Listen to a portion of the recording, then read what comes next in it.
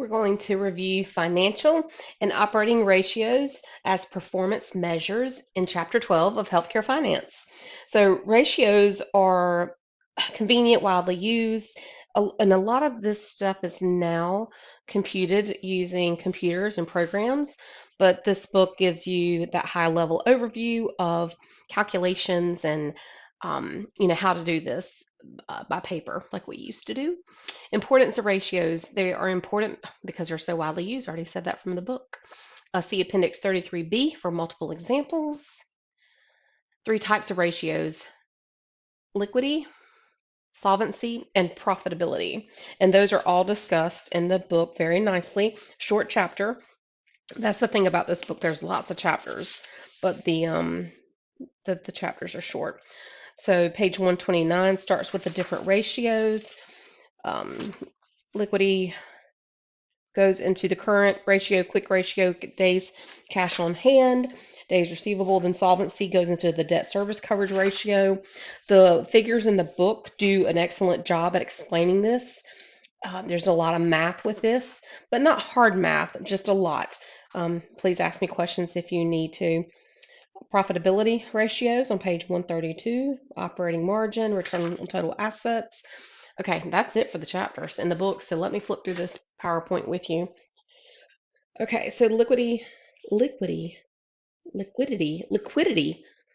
I'm not saying that right. That word is a measure of short-term, I'm sorry, current ratio is a measure of short-term debt paying ability, but it must be interpreted correctly and carefully. And when you talk about interpreting ratios or reports or anything like that, it has to be using a system that if you were to do it and then I were to do it separate, we would come out with the same information. So that shows you how it's computed in the PowerPoint. Quick ratio, there's a different computed as. Days cash on hand indicates cash on hand in relation to the amount of daily operating expenses, and it shows you how it's computed. Days receivable, solvency ratios, this is the debt service coverage, and there's its computation listed. I feel like I'm just reading this to you. So it's very set up the same when you're talking about the 3 different ratios. This PowerPoint offers the same information. So here are I bet, do these numbers come straight from the book? I bet they do. See if I can flip back real quick and find. Yes, they're from the book. So these are just examples. And I think that's just going to be the rest of the PowerPoint.